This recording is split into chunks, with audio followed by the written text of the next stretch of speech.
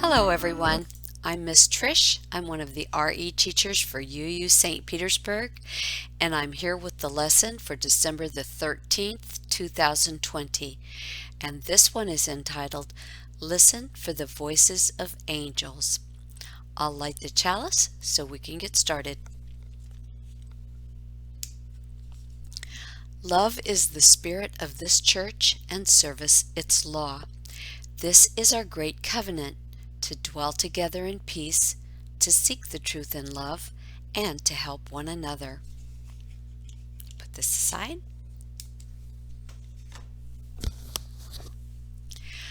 When we are still, all kinds of ideas, inner voices, and insights come to us. One way to think of it during this winter holiday season is to imagine that these voices that arise out of silence could be angels speaking. If we look for insights in the traditional birth legend of Jesus, we might even imagine ourselves as the shepherds in the still of the night tending our flocks. When above us we notice an angel calling to us to make an important journey, a change in our lives, a new way of being in the world. So what's one of the ways our faith guides us into becoming a people of stillness? It tells us, listen for the voices of angels. I happen to love the image of angels, and I have lots of them, but I'll show you a couple. This is a very old angel that was given to me by someone very special, and I've always loved this piece. I have another tiny one that might not photograph well, but I really like this one. And then my favorite is this Christmas tree ornament angel, and I love this one because it's playing a musical instrument, and I love to do that myself. In the traditional legend about the birth of Christ, there were shepherds in fields, resting in the stillness of the night, tending to their flocks of sheep. Suddenly, an angel appeared to them and told them about the baby Jesus lying in a manger. Then a whole company of angels appeared and said, "Glory to God in the highest, and peace to all." The shepherds decided to journey to find this baby whom the angels told them about. It changed their lives. So what about us? What sets us on a journey which changes our lives? We UUs might call it our inner voice. Another way of thinking about it is to call it noticing angels. The shepherds decided to follow the star and change their lives. We don't have to believe in real angels. We can simply imagine that an angel is something which calls to us to pay attention. Often we have to be still to notice angels in our life, to pay attention when something is announcing itself. In stillness you might hear, "Hey there, don't be afraid. It's time to pay attention to something." Maybe it's that you really want to learn how to play a certain musical instrument. Maybe it's that you really need to find courage to try that new gymnastics move. Maybe you want to add stillness into your family tradition during this season. We can gain insight from the shepherds and angels in the story. We can find moments of stillness during this season and listen for the voices of angels. There are a lot of Christmas songs about angels, like "Angels We Have Heard on High," "The First Noel," "Hark the Herald Angels." But our story today is based upon "It Came Upon a Midnight Clear," and I'll play it for you now, but we'll also include some links so you can hear how others have interpreted this beautiful song. Sing along if you want to.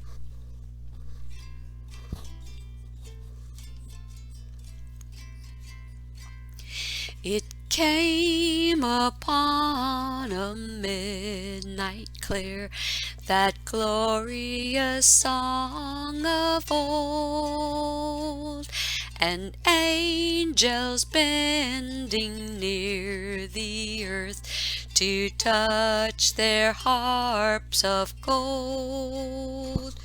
Peace on the earth, goodwill to men, from heaven's all gracious King.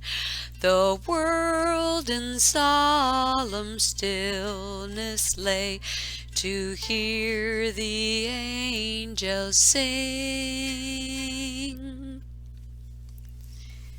That's just the first verse. There are lots of verses to that song. And our story today is about Mr. Sears, who wrote this song.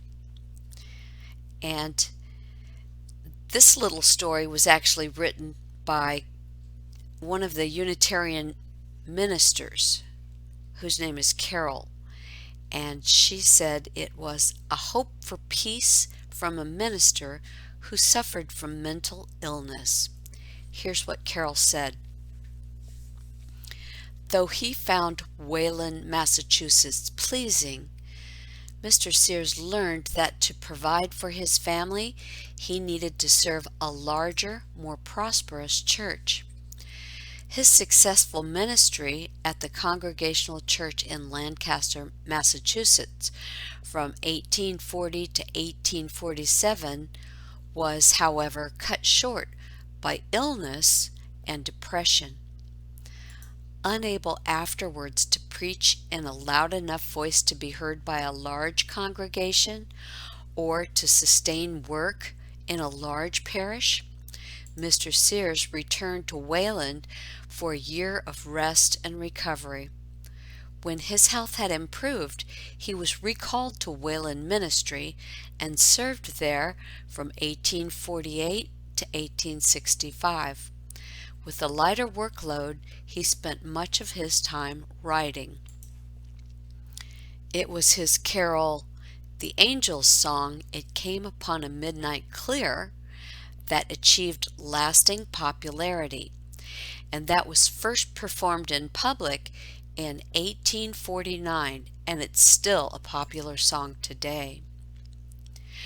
Writing during a period of personal melancholy and sadness and depression, and with the news of the revolution in Europe and the United States at war with Mexico fresh in his mind, Sears portrayed a world as dark, full of sin and strife, and not hearing the Christmas message. One of the verses says, "And man at war with man hears not the love which they bring. O hush the noise, ye men of strife, and hear the angels sing." Some have criticized It Came Upon a Midnight Clear for its unscriptural reference to prophet bards and an age of gold, and for never mentioning the Christ child. A century after the carol was written, British scholar Eric Routley, who studied carols, wrote that in its original form, the hymn is little more than an ethical song extolling the worth and splendor of peace among men. And you can read that whole article from the Dictionary of UU Biography from the link that we will include. Now, if you have someone there with you, you can pause this video and share what you think listening for the voices of angels might mean. When is the best time for listening for angels? In the song, it's in the stillness. For me, it's in meditation, which is stillness. I've been a member of many choirs, and I've sung Christmas carols my whole life. When I sing It came upon a midnight clear, I think of those shepherds and how they must have felt to be out there with their sheep on a regular ordinary night and just gaze up and see the angel come out of nowhere and then a whole lot of angels telling them about the birth of this baby and how amazing it must have been for them to drop everything and go looking for Jesus and follow that star. I also feel very peaceful, hopeful, and connected to those around me. I'm going to hand this over to Miss Janae for the rest of this lesson. And until next time, namaste. I love you all and hope to see you all very soon. Bye for now.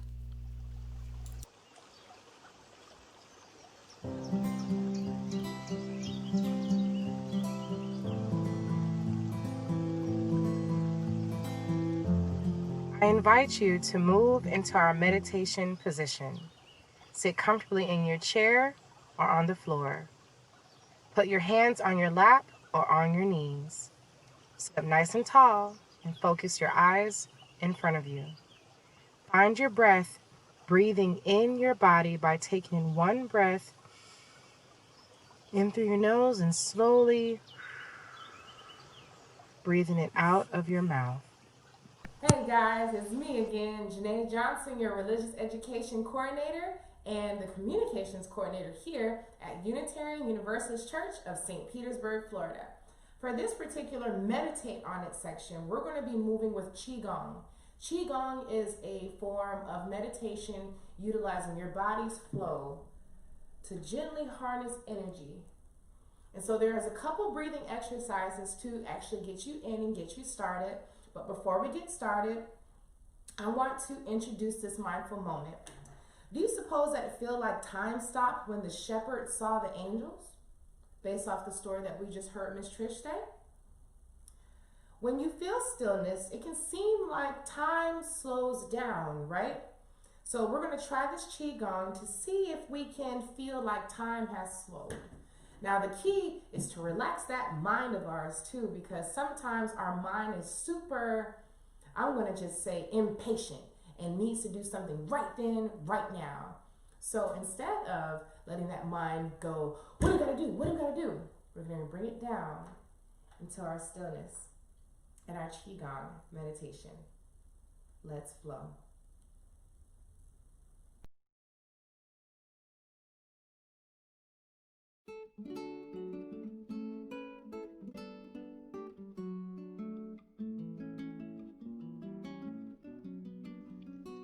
Moving with the flow, I wonder in silence. I am still. Thoughts flurry like snow in Maine. The pads of my feet feel the earth beneath. I wander. Moving amongst the plains of the Midwest, fingertips sense the wheat and barley. I am wind. My hair flows with the gusts. Surround me, for I am not lost. I wander. I wonder what the ocean looks like in the deep, flowing beneath the sea, bathed in the oceanic tub reaching a dozen feet. I am water, for I ebb and I flow, chop wood as I go, I wander. For I wonder why I wander if I am not lost. I explore with the child's perspective, brave like I am learning how to walk. I wonder, for I am not lost. For faith is strong in knowing I am not. To wander, I wonder, how else would I be? To explore, to not flow like the sea? To be still but not wonder, I ponder, don't we all sonder? Path seems to be straight ahead, curious George we are, wanderers instead. I am still when I need to be still, I flow when I need to flow, I breathe as I need to breathe because to wander, I wonder if I am free. To wander, I wonder who is me. To wonder, I wander with the earth beneath my feet. Wonder, A feeling of surprise mingled with admiration caused by something beautiful, unexpected, unfamiliar, or inexplicable. Wander. Move or walk in a leisurely, casual, or aimless way. Thank you.